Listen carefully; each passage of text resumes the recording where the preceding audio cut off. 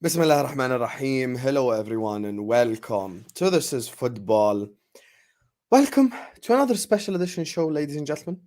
We're here to talk man like Kheprhen, Thuram. We're here to talk Liverpool Football Club. We're here to talk FSG. We're here to talk Josko Gvardiol. We're here to talk all of these things. And yeah, we're here to have all these conversations, ladies and gentlemen. We're out here today. It's a very important day regarding this whole situation. And yeah, we're out here. So, ladies and gentlemen, everyone watching us right now or on the replay, because I know a whole lot of you guys like to watch this on the replay, please do make sure you like the video. Please do make sure you subscribe to This is Football. And instead of you crying, telling me to take my cap off, 200 likes and my cap's gonna be off and you can see me bald on the stream. So yeah, make sure you're slapping that like button, make sure you're subscribing. Big up everyone in the comment section. I love you all. I love everyone who has supported us across this month, from this month started, from May, from all over the season. You guys are absolutely unbelievable. Thank you guys so much. Make sure you're slapping that like button. Make sure you guys are subscribing to This is Football and all the lovely important conversations we must have. As you guys can see in the title, James Redmond might join us. He might not join us. I cannot tell that he will or he won't, because I don't know if he's joining us or not. But we're out here anyway. We're out here anyway. So, yeah, whether he joins or not, make sure you guys are liking, make sure you guys are subscribing. And if he comes on, we're just going to carry on with the same conversations that we're having. So, big up comments, like the video, subscribe, all of that. So, before I even get to the guy in the title, before I even get to Kheprhen Thuram, let me just address one thing real quick. Chambe here is saying, talk about Barella to Newcastle for 50 million. If this goes through, I will lose it for good. Seriously, Sam, I am depressed. I'm going to speak about that, Chambe. I promise you. Listen, all the conversations are going to happen. That's why I'm telling you, just slap that like button, subscribe, sit back, enjoy the show, get yourself a coffee, get yourself a juice, a tea, whatever you drink, a diet Pepsi, a Prime. Any of these guys want to sponsor me, call me. Whatever you drink, just get that. Make sure it's halal. Don't drink any non-halal stuff. And yeah, come back and let's have this conversation. Because Chambe, this is actually what I want to touch on at the start. So before I even get to the whole Kheprhen Thuram situation, to the whole midfield situation, the whole rebuild situation, let me just kind of address the overarching feeling currently of Liverpool fans.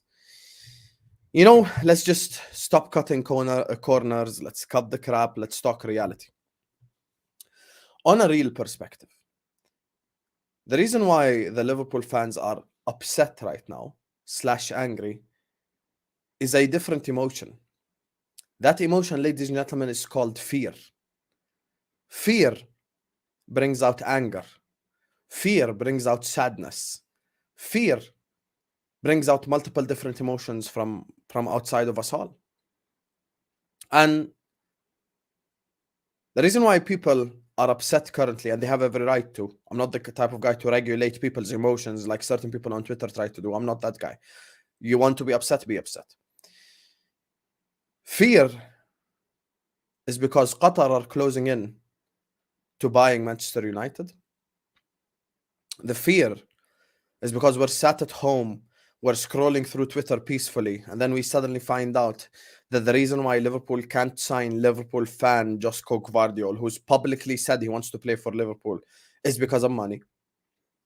Fear is the fact that every single summer, we always let ourselves down by forgetting one singular position. And I told you guys from 4 months ago, I have a big fear that this summer, we're actually going to address the midfield completely, and then we're going to leave ourselves short at the centre-back position. That is what the fear stems from. We ask ourselves, are we going to be another Leicester City?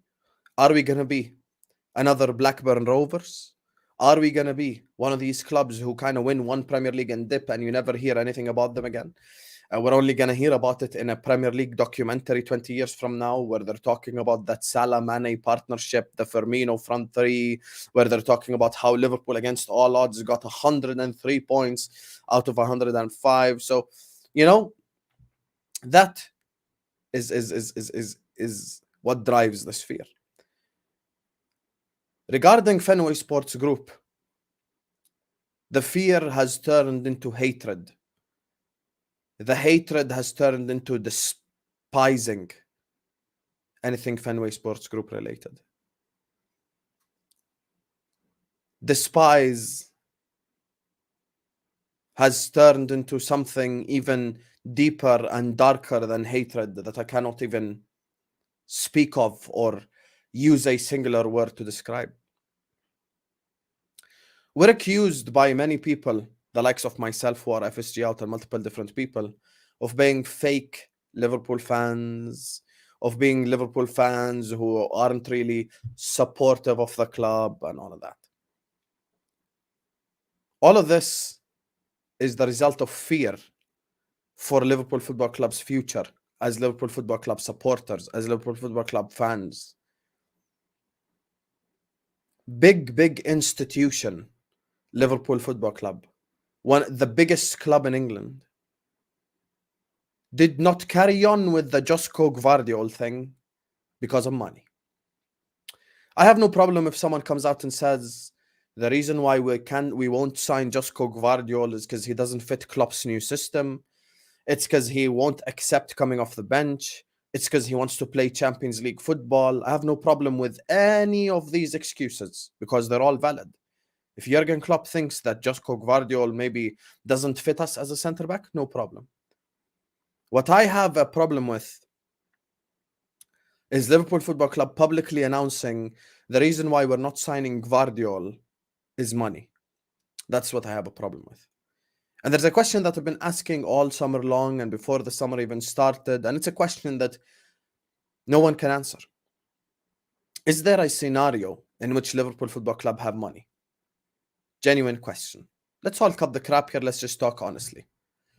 Liverpool win the Premier League, we got no money. Liverpool win the Champions League, we got no money. Liverpool qualify for the top four, we got no money.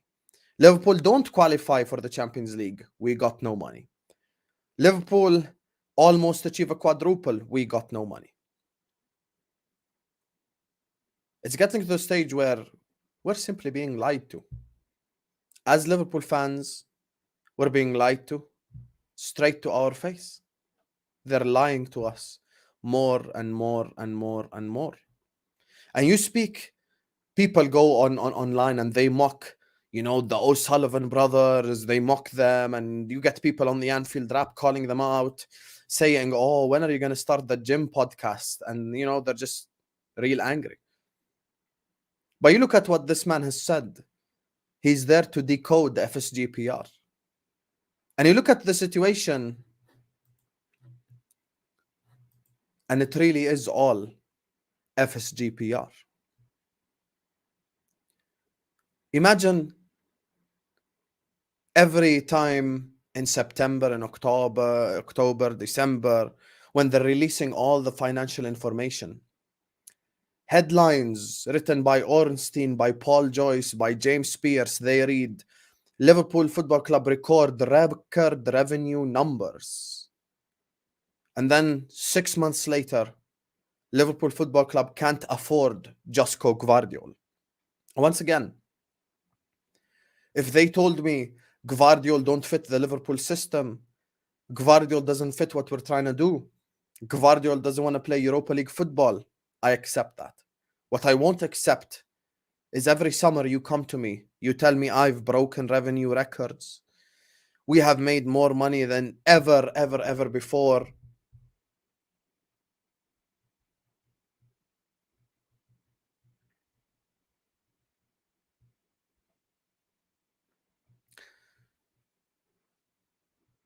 Talking about record money, record revenues.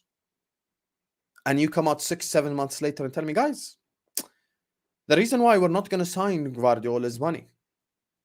That I have a problem with.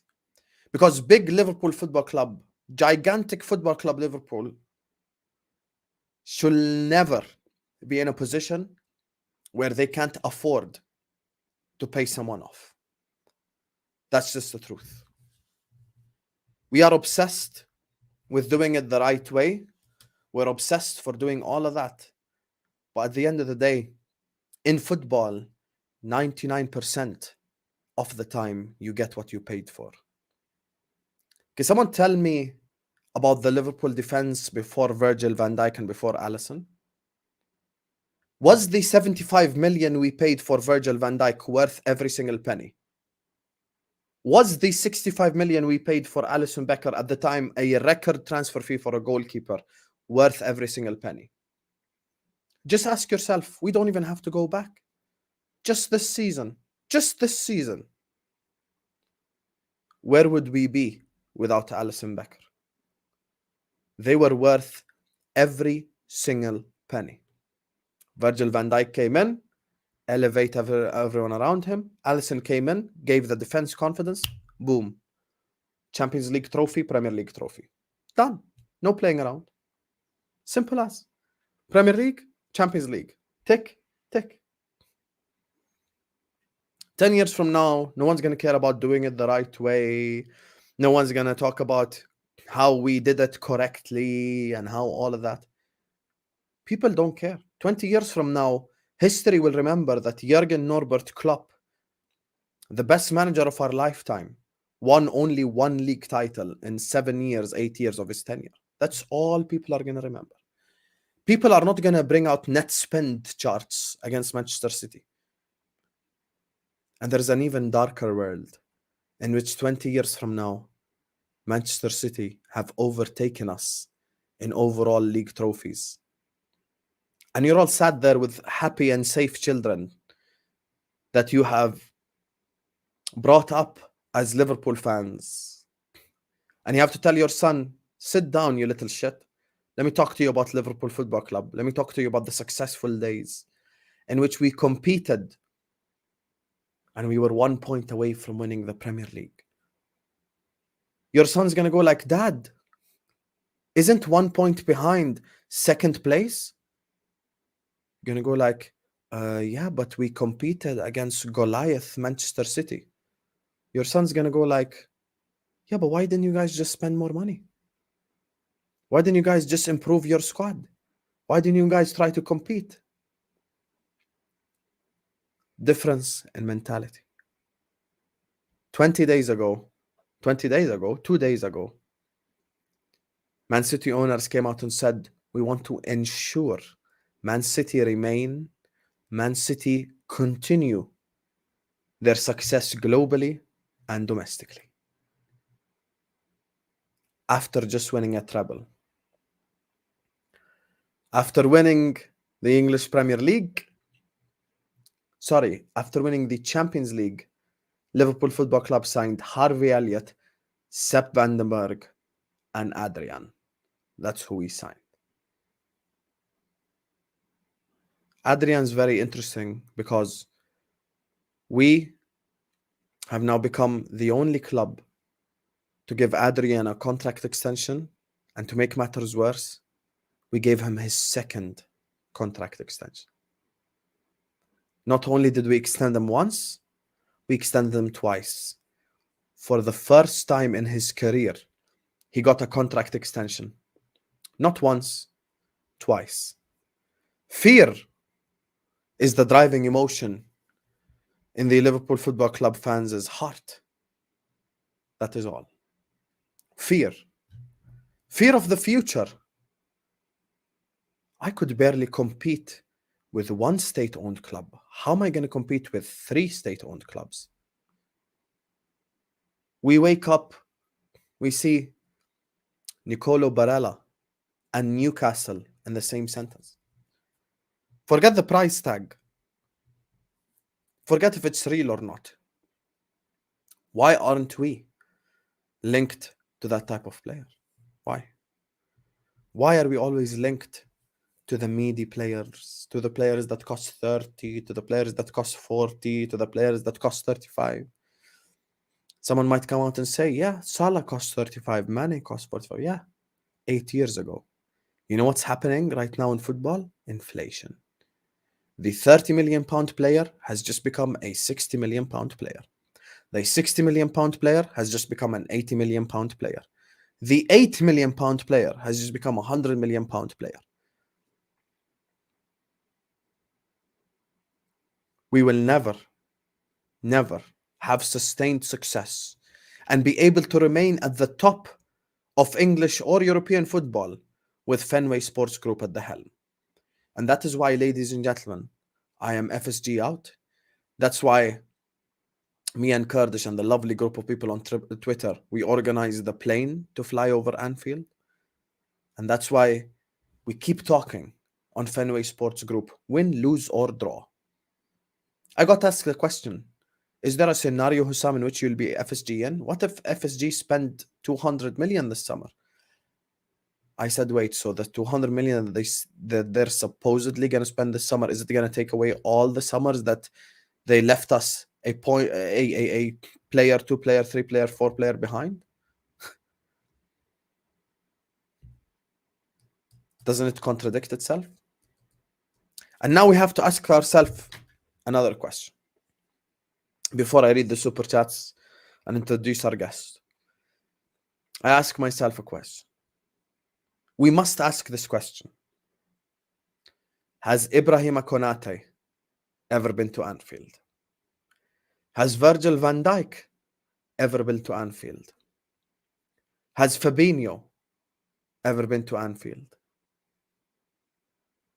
Because Ibrahima Konate and Virgil van Dijk have come out and said what exactly is on all the bedwetting, virgin, never been to Anfield, FIFA playing Liverpool fans. They came out and said every single thing that we said. And I'm sure Ibrahima Konate and Virgil have both been to Anfield. Anyway, 400 people joining us right now, currently watching us. Slap that like button. Make sure you subscribe to the channel if you're ready to do so. And you know, because I'm a wool, I'm not a scouser. It's only fair enough I bring on an FSG outer who's a scouser. He scouse. You have no excuses. You blame it on the foreigners. He's scouser, he's FSG out once again. Because he's my brother. And we connect so well. Guys, you have to like the video. Come on, this is a surprise guest like this. The last time you got this was in the Attitude Era on the WWE. Make sure you're slapping that like button. Make sure you're subscribing. And once again, because he's my brother, he's wearing a hat in support of me. You cannot ride this.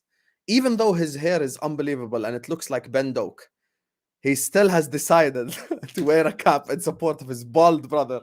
Joining us on the channel, of course, is the man, the myth, the legend, here to talk facts and nothing but facts. Man like James Redmond. How are you doing, brother? Ben Doak looks like me. Ben Doak looks like me. I'm 4 years older than him. He's a baby. How dare you, Sam, disrespect me like this? If you take off the cap right now, you look like him. I promise you. No. Not even chance on God. No. On God's green earth, I am not taking this cap off in any means necessary at the moment. Not a chance. But it's a pleasure to be on your stream, sir. Thank you. And I'm sorry for being late because I said I was going to be here earlier.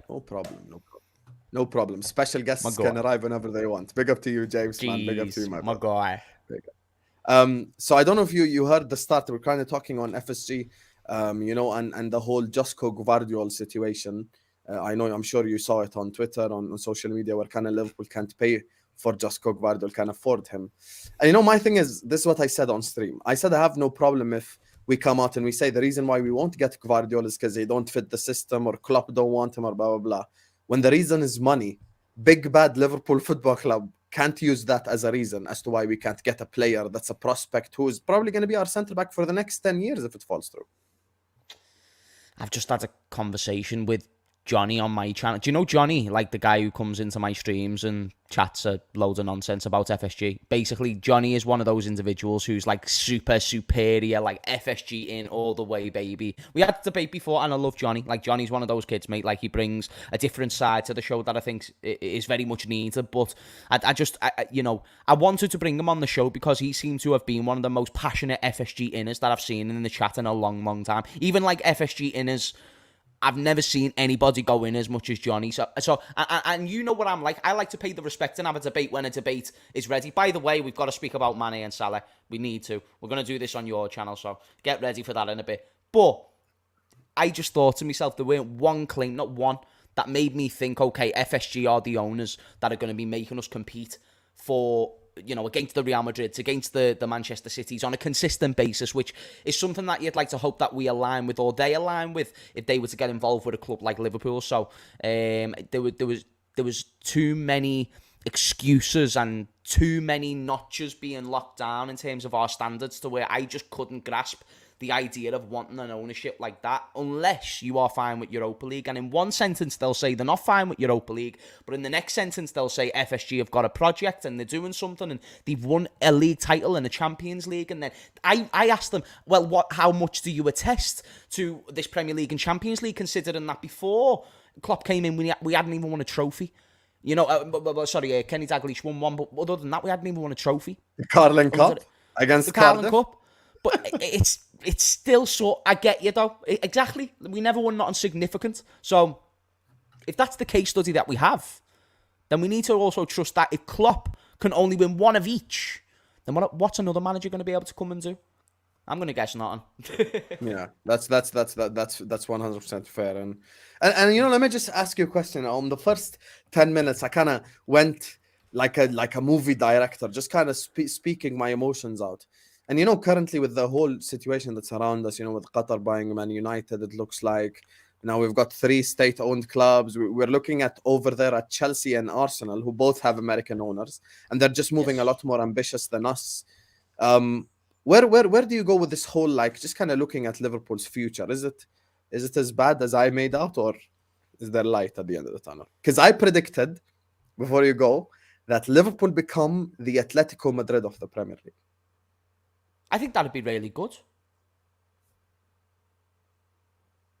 Not in the sense of I want that to be the end goal and that's the only end goal. In a sense of what I believe FSG can do. If they made us into the Atletico Madrid of the Premier League, I'd be so proud of them. I'd be like, wow, you actually fully exceeded what I thought you could do. Is that bad for you? It's even worse for you. Who, Sam? These are guys that are fighting for top 4 on a season-to-season basis, and if they continue to do such thing with the inflated funds of Aston Villa, Newcastle, and other clubs that are becoming state-owned or just getting an increase of funds. Chelsea aren't state-owned; they've had massive funds. Manchester United haven't been state-owned; they've been able to spend massive money. So how come everyone uses this excuse? Only state-owned clubs spend money. No, you don't need to be a state-owned club to go and buy Guardiola from Leipzig, but you don't get him because he's too much. You don't need to be a state-owned club to go and buy a backup right winger for Mohamed Salah just because in the next year or two he might not be either at his peak of his powers or he might actually go. So therefore, you've got to prepare for this stuff. And when you go into 2 of the last 3 seasons, one season with a lack of centre-backs, then the following season on the opposite end of the quadruple chasing season where we had the lack of midfielders, the one season where we had heavy squad depth, we got the closest to the quadruple. We had Minamino winning us League Cups, and I didn't even rate Minamino, but he was another option that we don't have as much no more. Therefore, I think all those suggest that we need to get a bigger squad. If we're not going to get a bigger squad, then we need to readjust the expectations, and that's why I say, if we were the Atletico Madrid of the Premier League, it exceeds, man. Fair enough. I think some people called us the Sevilla of the Premier League, as in we go just win. That's more accurate. 3-4 Europa Leagues. Yeah, that's more accurate. 100%. Fair enough. The fear in people in the Liverpool fan base currently, it's. I feel like it's justified. It's not like it's just out of nothing, because our biggest rivals are about to get bought by Qatar. They already spend a whole lot of money anyway, so they're gonna have money with direction. You've got Man City, that their owner come out and said, we're not going to rest, basically. We're going to look to continue this, and we're going to continue to establish global domination and English domination. You've got Newcastle, who are being linked to Nicolo Barella, who is absolutely clear of any single player that we could possibly sign. And then you've got Liverpool Football Club coming out and saying, we can't afford Guardiola. So this fear is very justified. This anger, if you'd like, is very justified. I don't think it's made up, because you look at this future and it's currently looking like, unless when FSG finally decide to sell, they actually sell us to some incredible owners, then we're screwed. I'm gonna be honest with you. I don't know where the hell we go with this. And do you even trust the club to get us everything we need this summer? I think they've put themselves in a position where they have to go. So what they have said they are going to do is get 2 more midfielders and 1 more centre-back. Am I correct in saying that? Yes. Okay, so if they have now claimed that, and by they, I mean the whole club, because you've had players come out and say it, Jurgens came out and say it, and when the players and the managers saying it, that's a part of the PR of the football club, whether people realise it or they don't. Therefore, if they're coming out and mentioning it, therefore, that's got to be the plans. If that doesn't end up happening, then that's another case study that we can show the FSG in us that they didn't fulfil the ambition. Now, if they go out now, but they never specified, so it could be, we're going to get one more first team midfielder, and then we're going to get like a backup or, you know, a young player or whatever. They didn't specify how many more first team midfielders that we're going to get, but I'm expecting 2 more midfielders, 1 more centre back. The quality of those players is where I'm uncertain. So that's all. Can I tell you why the FSGNers are liars? Even just looking at the summer, Go. They said, and I'm sure you heard the same exact statement bar for bar. They said, if FSG don't give Jurgen Klopp Jude Bellingham this summer, we're going to be really upset because we were promised him 2 years. And that didn't happen. And now they're asking us would you rather have Jude or Kone and Thuram? Like, as if like, okay, but that's not what you said 2 months ago. I think they're going to find a way out. It's become, you know what it's become? I'm going to be honest with you. It's become just an ego thing at this point. Like, this whole discourse has just become an ego thing. Like, yes, I'm FSG and I back these owners. I want to do it the right way, blah, blah, blah. And I just don't think they'd budge under, like, many of them just won't change under any circumstances. I'm going to be honest with you. I think people are just underneath an illusion, that FSG dangle a carrot and then you follow it, and then not you, but I mean people who follow them. They believe in an ambition that, okay, because it's happened before, it's going to happen again. So they've already got a case study of, you know, whether it was Klopp or whether it was them. They were there, they were involved. Therefore, if they got us to the top of the game, so to speak, then why can't they do it again? But I'm asking, why can't they do it consistently? I'm asking for the higher standards. It's not one of those things where, you know, I want to compete every couple of years. If you get there, I'd like us to stay there or as close to there as possible. And when you go 2 out of the last 3 seasons not doing such thing, that's a big, big shame. And you do look at Jurgen Klopp and you think he should literally be like in that conversation for best manager in the world, and maybe to me and you he is, maybe to some people he isn't, but the trophies will suggest in history gone by he is nowhere near one of the best managers in the world. People like me and you will include context. People don't care about context in years gone by. They will not get. And I would love it if a manager as great as Jurgen Klopp, someone who I believe has influenced the club, not as much, but to a level of a Shankly, to a level of a Paisley, just to a degree where he brought us back to the high standards. And I then raise the point that he hasn't got 100% control of the football club. I'll raise case studies that prove he hasn't got 100% control over transfers. And then an FSG inner will say, oh, yeah, I agree, but he has still got 100% control. I'm like, there's 2 examples. Salah, he didn't. Now these two would actually suggest Klopp was wrong for this, but he didn't want Salah and he wanted Milner to stay. But even though I'm glad those 2 things like went how they did, I still suggest there are 2 things that say that Jurgen doesn't have 100% control. What else that we don't know about? Because me and you both know they're great at suppressing information. Mm-hmm. What else don't we know about? What else don't we know about that they've disagreed on? Exactly. I'm glad you see it, Hussam. you know this is why for me, like I'm backing Klopp, and people in this comments were like, when are you gonna call out Klopp and stuff like, and I'm so happy you said it when he came on last time as well. We like there's a balance in life. You can blame Klopp for certain things, 100%. Salah and Mane both were not wanted by Klopp. He wanted Brandt and Götze, funnily enough, for those 2 players. It's well documented. And it was Michael Edwards at the time who kind of like overruled them and went like, nope, I'm going to get you these 2 and they're going to be even better. Which is his job. So why don't FSG inners admit that that's his job? Because it's his job to do it. So fair play on his part for getting Salah. But now you have to admit that that's his job and Jurgen Klopp doesn't have 100% control. So stop using that argument when it comes to blaming Jurgen Klopp, because they say, oh, he's got 100% control, therefore it's his fault. How? Yeah, it makes no sense. It's illogical. And you mentioned that whole Klopp-Pep conversation. I still remember, James, at the end of 1920, Pep had won like 2 league titles. He won like an FA Cup, a Carabao Cup, all of that. And we won the league and the champs. And if you asked any football fan on earth, would you rather have Klopp or Pep? 90% of the people would have said Klopp. No, they did. Like, you're right. You're 100% right. At the end of 1920, 90% of the people would have said Klopp.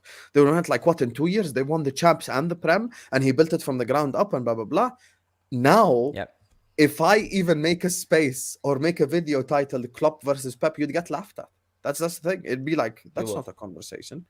And the reason why that's not a conversation is that ownership group once again. And by the way, I know James probably agree with this. I once again, I just want to restate something because people tacticos exist. I'm just like, guys, if you tell me we don't want Guardiola because he don't fit the system, I have no problem. It's okay. I have no problem with that. But don't tell me we can't afford the guy. And people in the comments keep asking, I don't ask you this. Why don't we go for those gems or the world-class players? Why are our signings all in between? Why don't we go for the Guardiolas, the Chouamenis, the Bellinghams, and at the same time we don't go for the Barellas who are like world-class right now?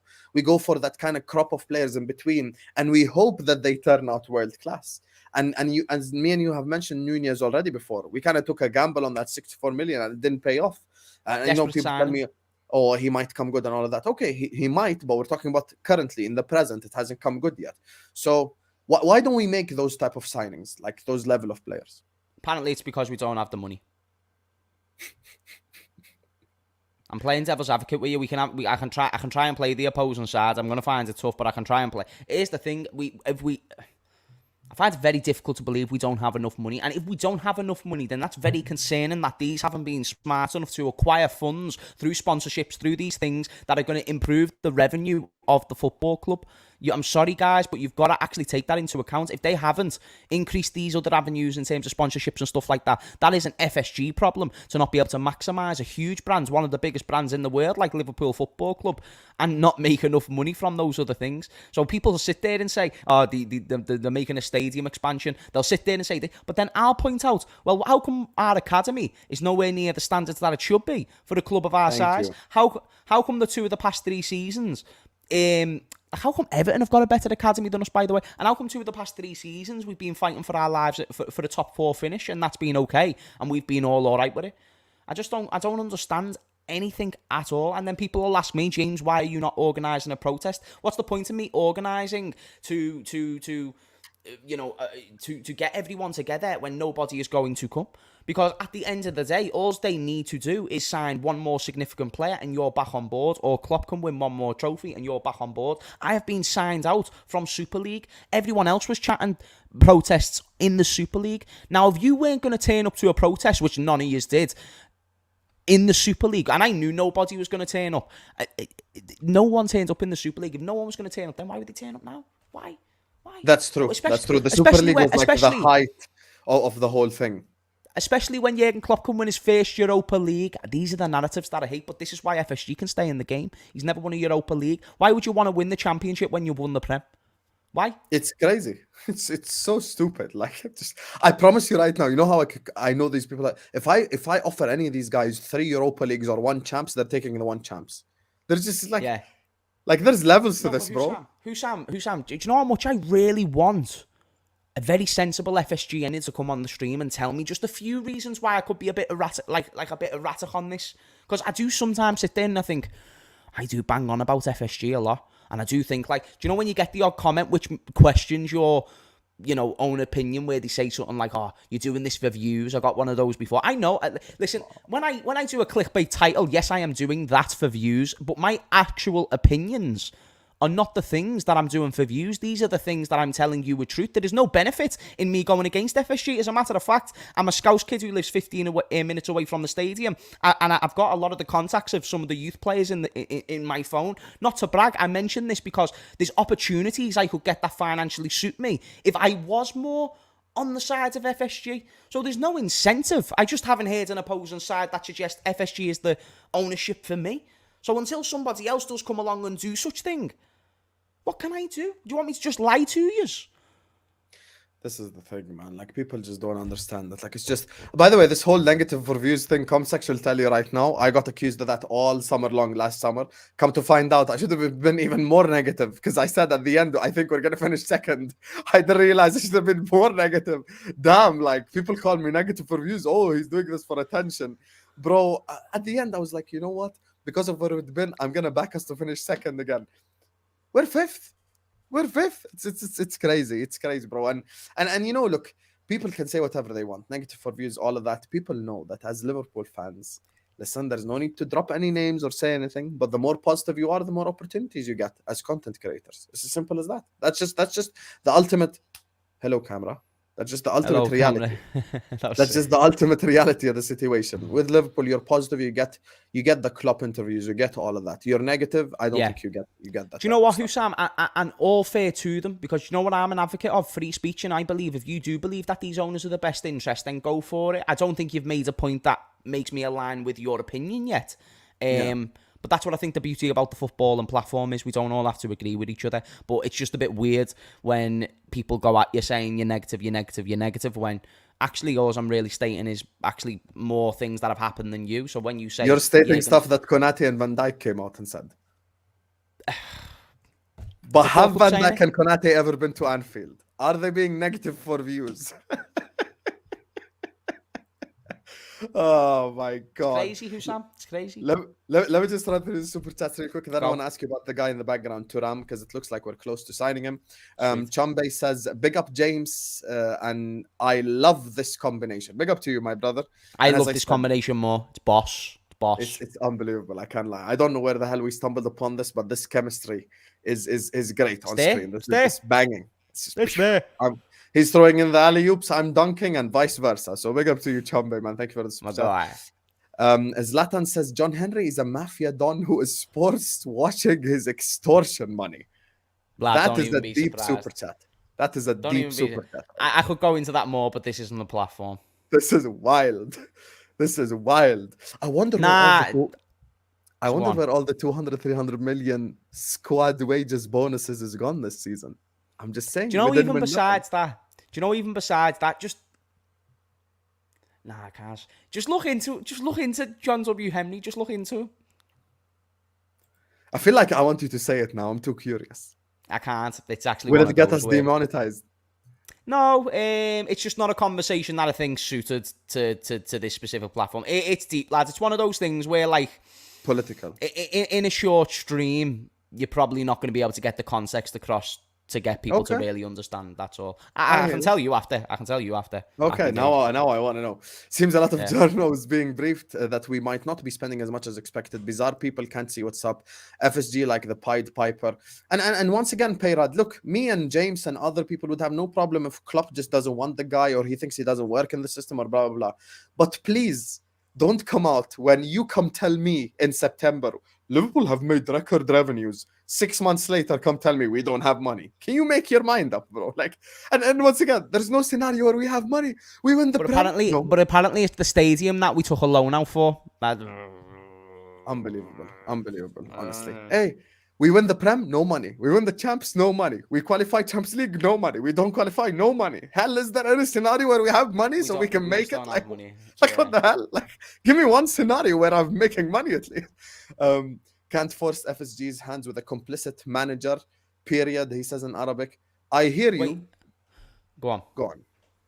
I was only going to say, complicit as in Klopp complies with everything that they say.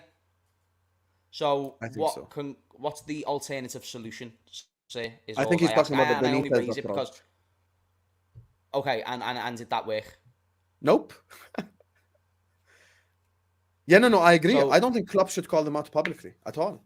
Klopp has by the way, it's never a good idea. He's indirectly done it. It's never a good idea to vocally go against your employees. The contradictions in Jurgen Klopp's statements.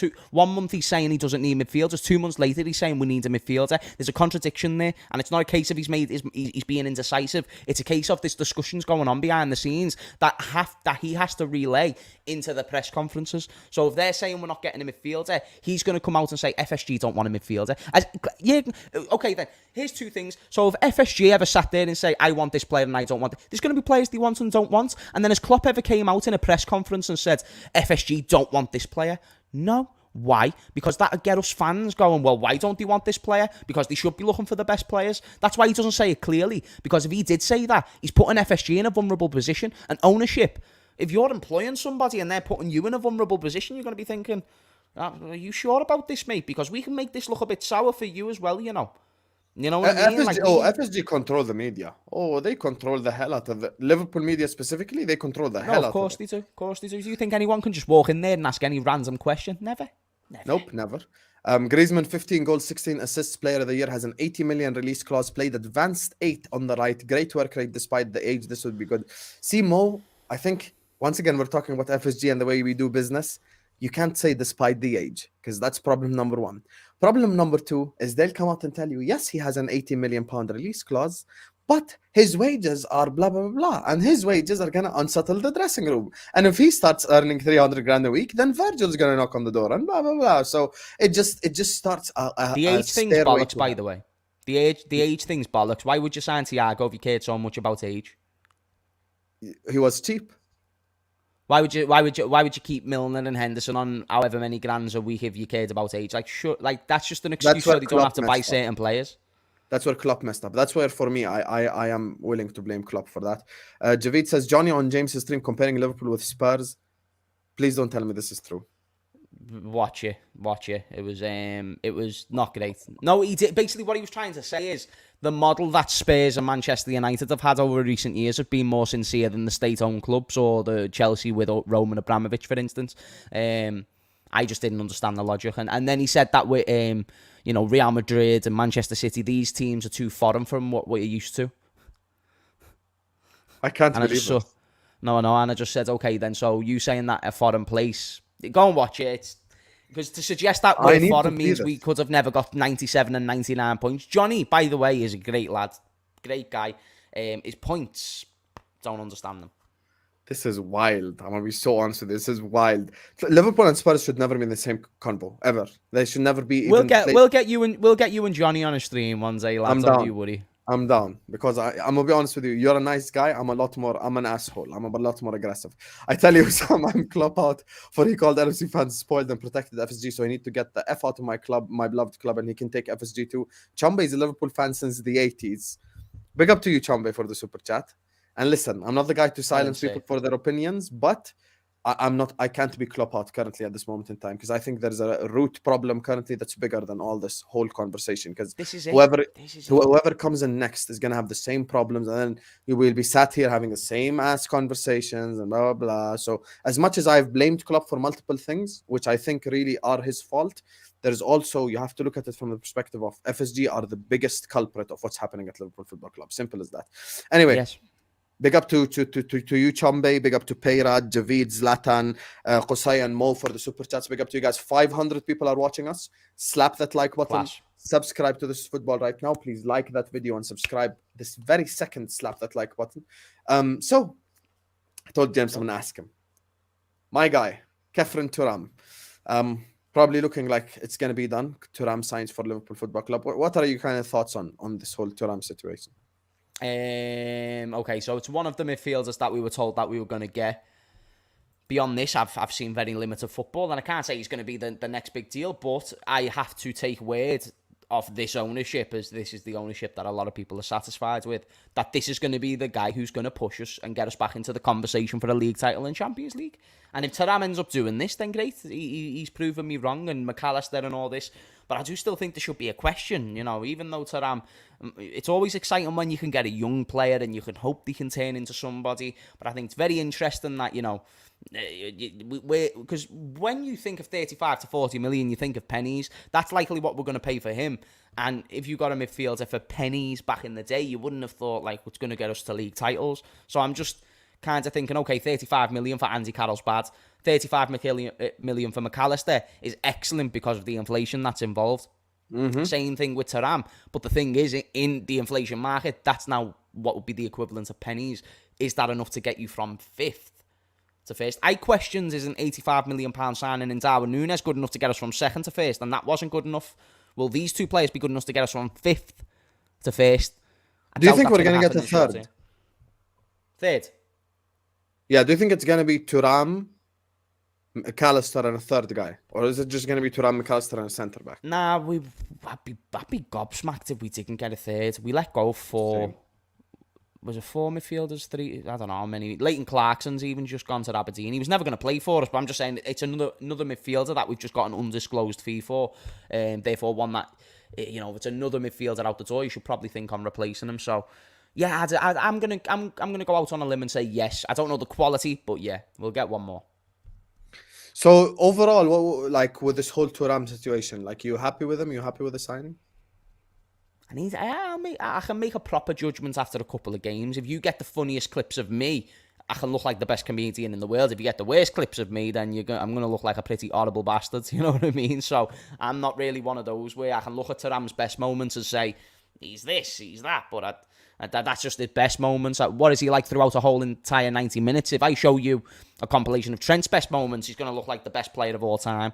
But he's not, because his defensive deficiencies massively cost us. So we need to make sure that we analyse all aspects of Thuram, and that can only be seen when he plays.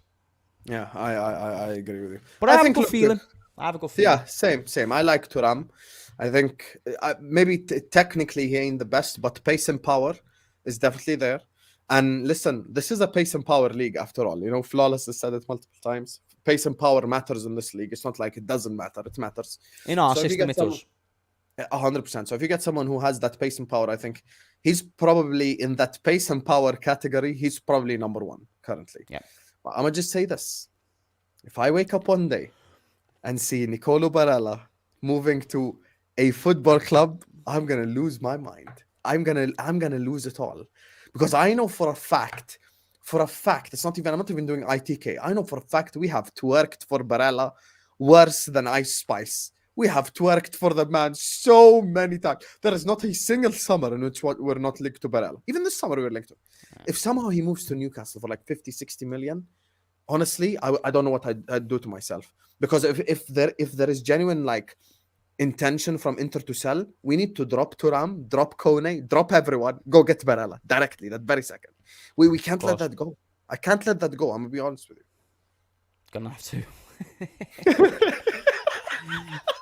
You're going to have to. I don't know what you want me to say, Hussam. Like, yeah, hang in there, bro. Yeah, we're going to get Barella. Nah, lads, enjoy Thuram, lad. God. So you think the third guy is going to be Kone, as the reports suggest? No, it won't be Kone. It will be...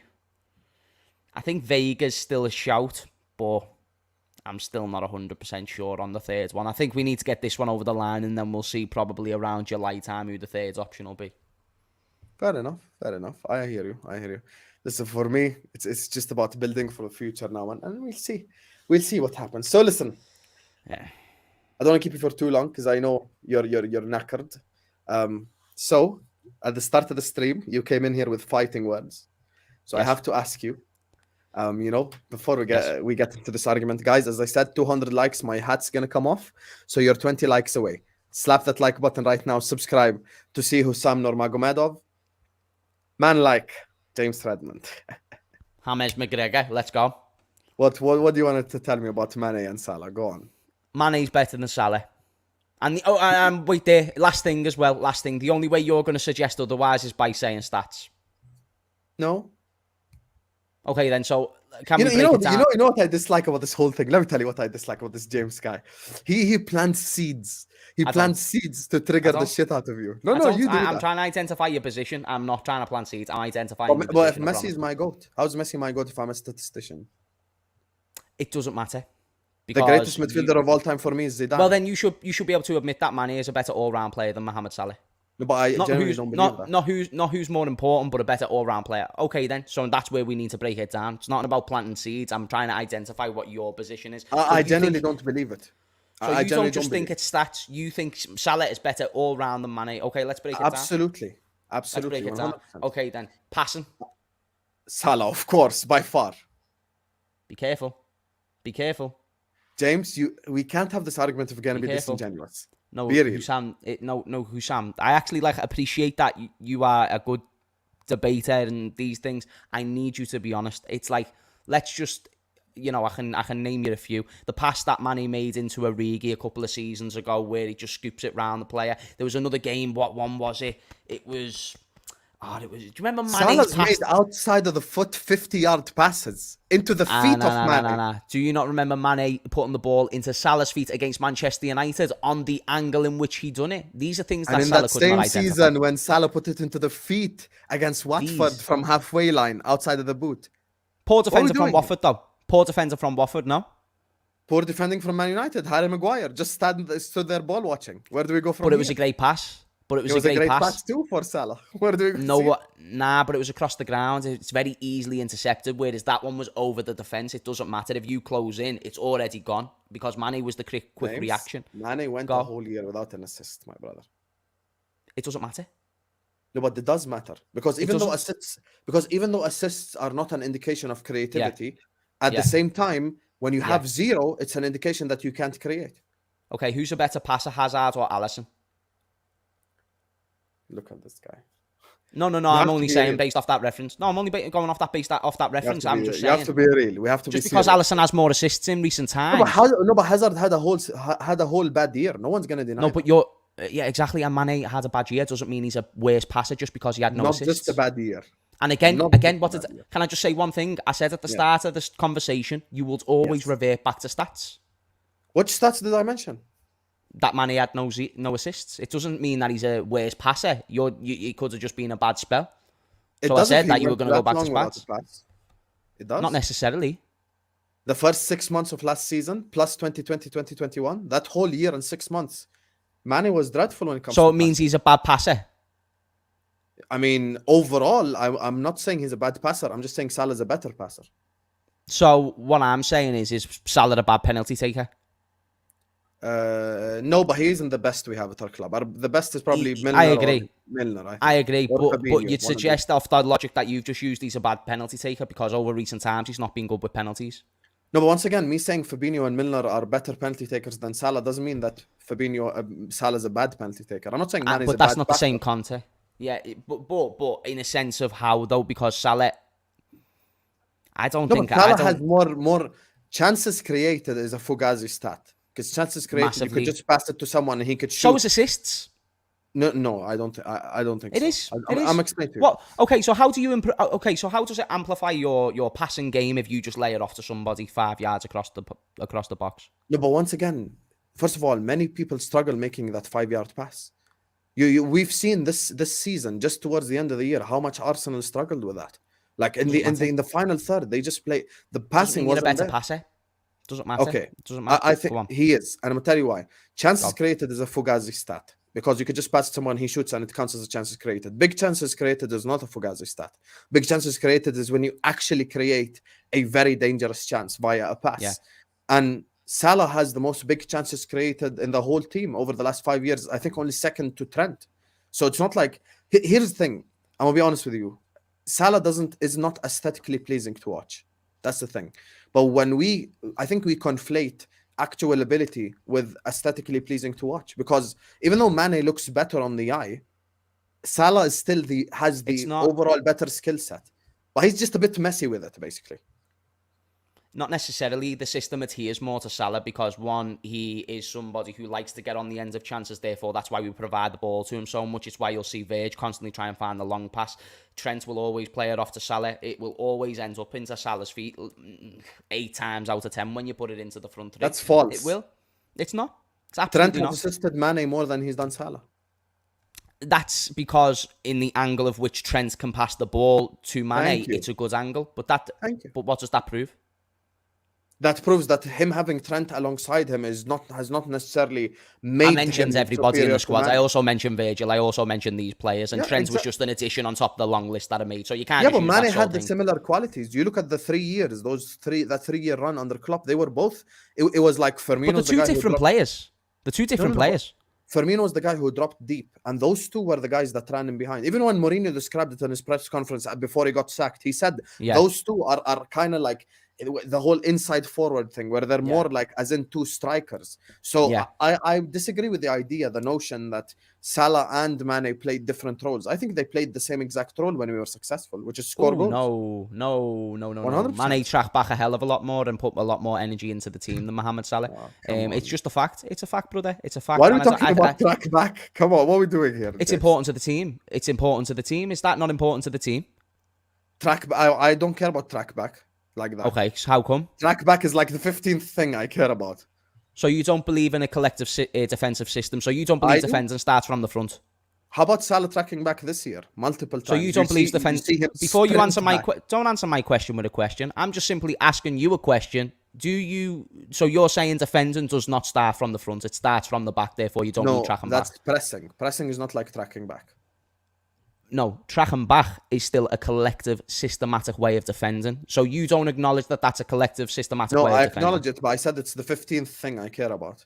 There are 14 things that are more important. I think if you saw us this season, you could have done with a bit more tracking back. I'll tell you that for free, because that's what we're happening this season. And I'll tell you what, Salah weren't doing it.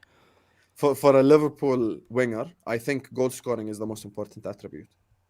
Don't dispute it. And again, that's why I said, I know you'd use stats, but that's why I said, I never mentioned stats. I'm not mentioning stats. So wait there, what was that? Goal scoring is an attribute, not a stat. Goal scoring is a stat? No, goal scoring is an attribute. It is a stat, sir. Finishing is an attribute. Shooting is an attribute. Goal scoring is statistical. Who's a better goal scorer, Haaland or Ivan Toney? Erling Haaland. Okay. Based on factual numbers. No, but I'm not basing it on numbers. I'm using the goal scoring attribute, which is positioning, which is stuff like that. So you're asking me who's a better finisher? Better? No.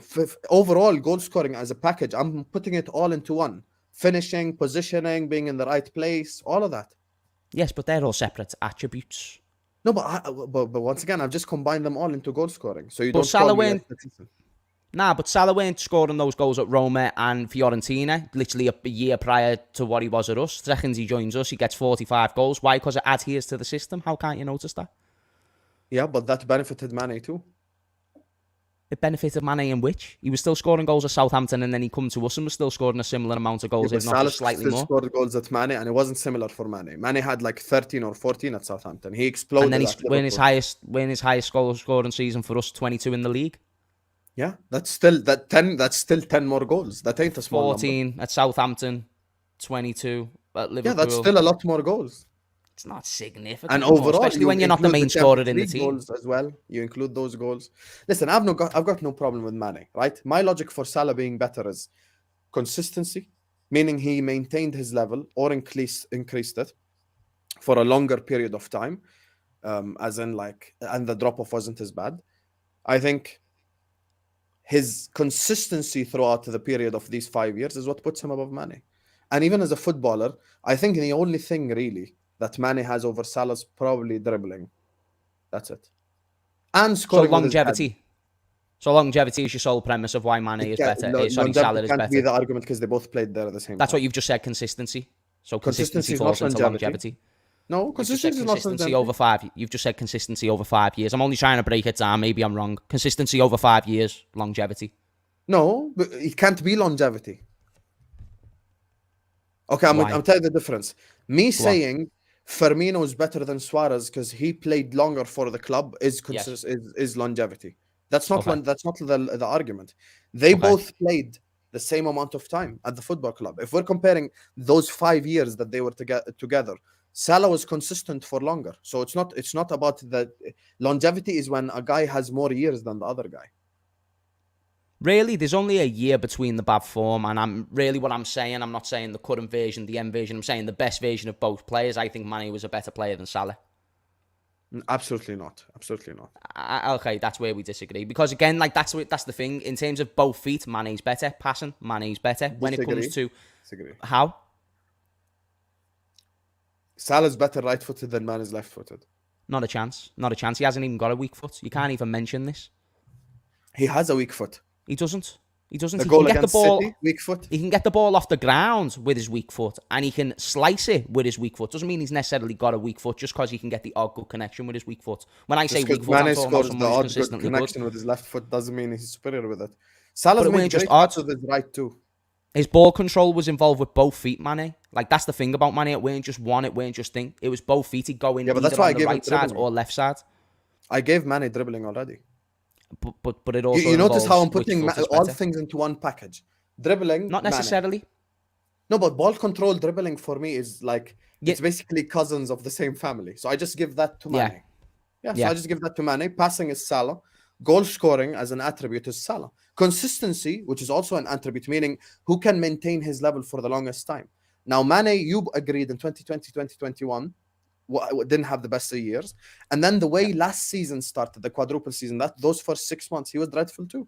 It weren't 6 months. It was 3 months, and then from there he was good. It weren't 6 months. It was August until December. That's 6 months. September, October, November, December. 4 months. August, January, February, March, April, May, June, July. August, September, October, November, December. 5 months. Okay, 5 is closer to 6, man. Like, it's closer to 6. Go on, Jeff. I'm just saying, bro, I'm not going to lie to you. I think you've just got this weird little thing with Mane that I had to address, because the way you came on the other day trying to slander one club legend for another, I just thought was a little bit seedy. You know what I mean, lads? You know what I mean, lads? I'll be honest. I know you did. I don't see your point of view on how Salah can be a better passer when I see him scuff a lot of his passes. I also see him scuff a lot of his finishes. Conversion rates, Mane weren't great at finishing either. That's what I was just about to say. So I'm not going to say that aspect of Mane is superior. Every other aspect, I think he's superior. Okay, and this is where me and you disagree. I just think Mane is just more aesthetically pleasing to watch. He looks better on the eye. But when it comes to Salah, I just think even though he looks more scruffy doing it, he's better at doing it. And once again, as I told you this logic last time, just because he does it at volume does not mean that he's not good at it. Because doing it at volume is actually more difficult because you take more risks. So I've seen Salah take 100 times more risks than and it comes off. It pays off. Because he gets more of the ball. No, but that's unfair. That's unfair. It's not. Because you've just tried to make a point to surpass Salah to Mane, which if Salah's getting more of the ball, you can't then compare that to Mane when. No, but Salah's not getting more of the ball. That's Salah wasn't getting more of the. If you can't admit that, enough chances. If you can't admit that one thing, I don't know how I can go further in the debate with you. If you can't admit that one thing, if you can't admit it, I'm just saying, I appreciate the fact you gave Mane dribbling, and I was thinking, maybe we're getting somewhere in terms of balance. If you can't admit that Salah chat, am I the only one who sees this? Salah gets way more chances or got way more chances than what Mane always did? Come on, like I wouldn't say got I wouldn't say got more chances. When that front he had a higher volume of chances than Mane. When that front three was happening for us, Firmino, Mane, Salah. The guy that got the ball the most was Firmino. And he created for them both. So I'm not saying they got 100% equal amount of chances. I'm not saying that. I'm just saying, if you look into it, they've probably got around similar, levels. And it's not even close. It's not, because Salah could have scored 60 goals. By the way, this is because of how good Salah was, but he could have scored 60 to 70 goals in that first season, but he missed so many clear chances. And it's because he gets the majority of the ball. So it's not me taking away from Salah.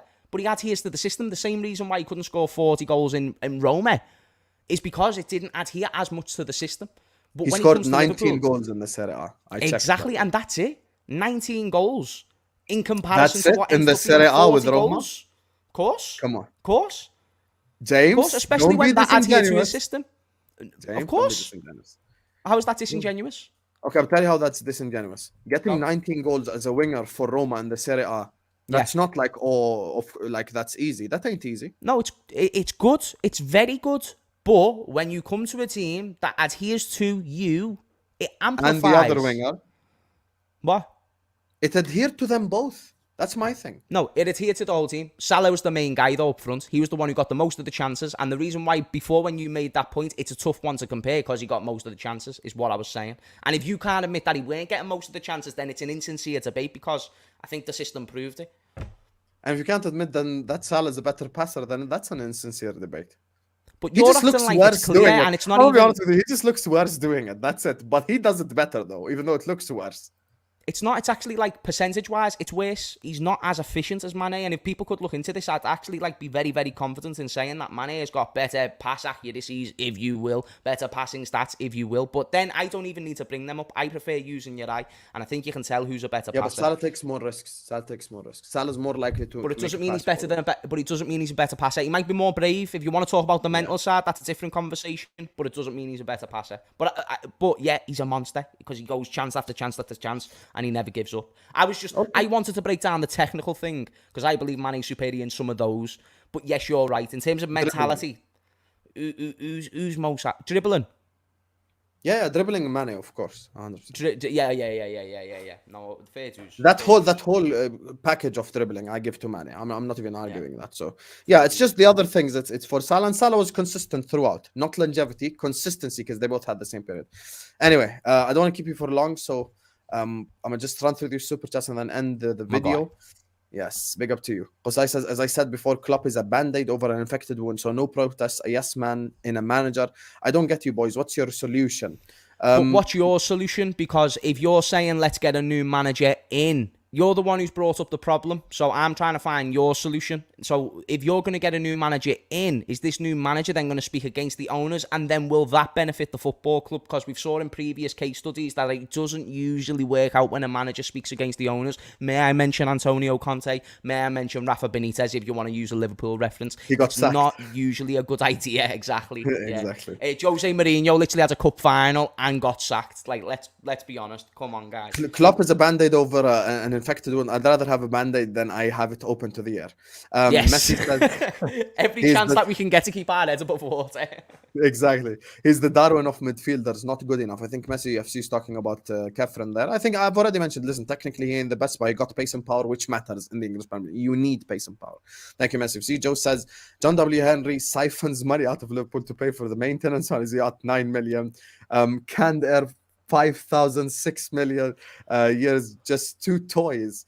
Joe, you know that whole yacht story has become such a running joke that I fully believe it now. Like it's actually become a Liverpool joke for these last 4 or 5 years. That is genuinely just I fully believe it now.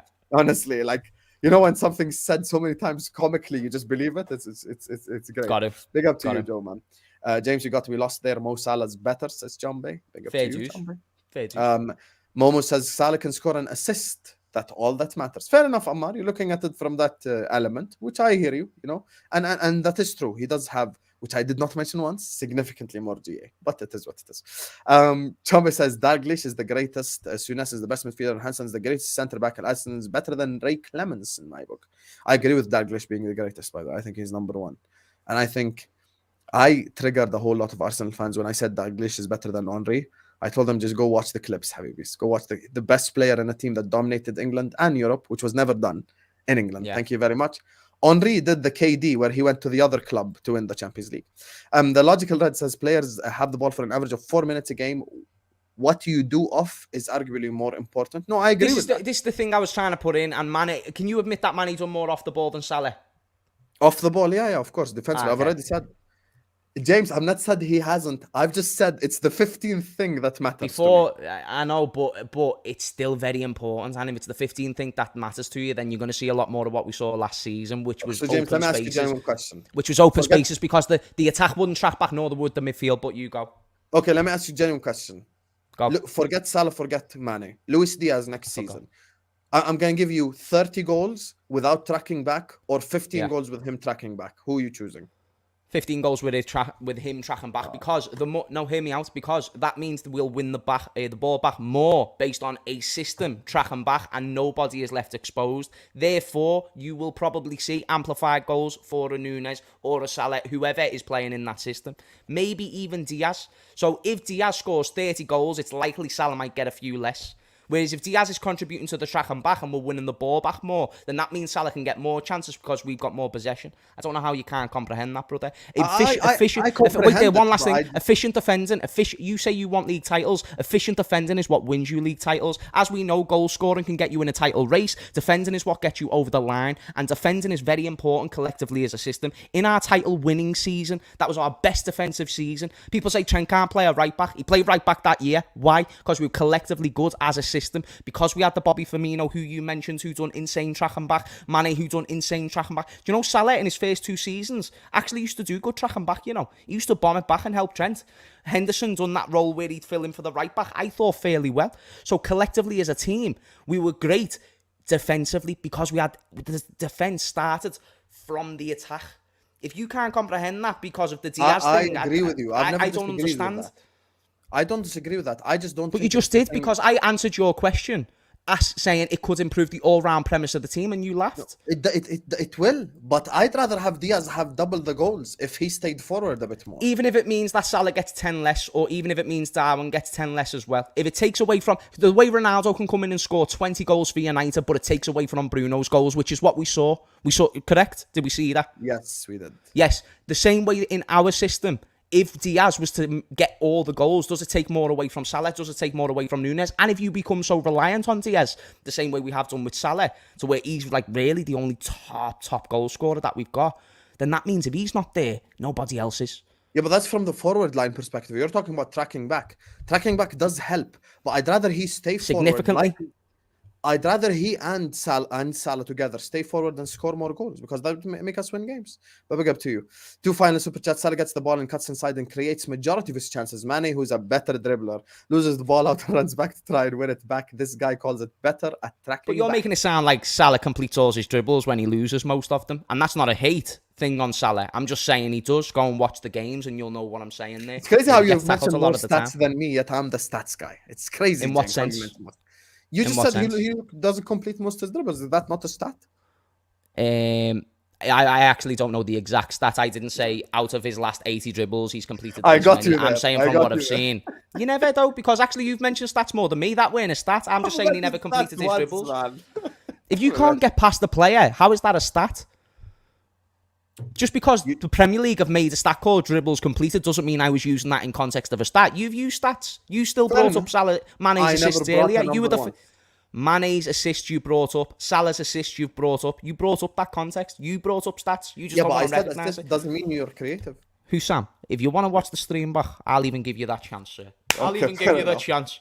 Fair enough. And finally, David here, before we wrap up, says, FSG inners talk about being there in the Hicks and Gillett era. In 2023, we watched videos on YouTube about history of LFC. Our successful periods under Paisley was longer than Hicks and Gillett era. Fans were happy when Liverpool were winning. 100%. It's all about Liverpool Football Club winning. And actually, if you go back to the 70s and the 80s, 200 likes, my bad.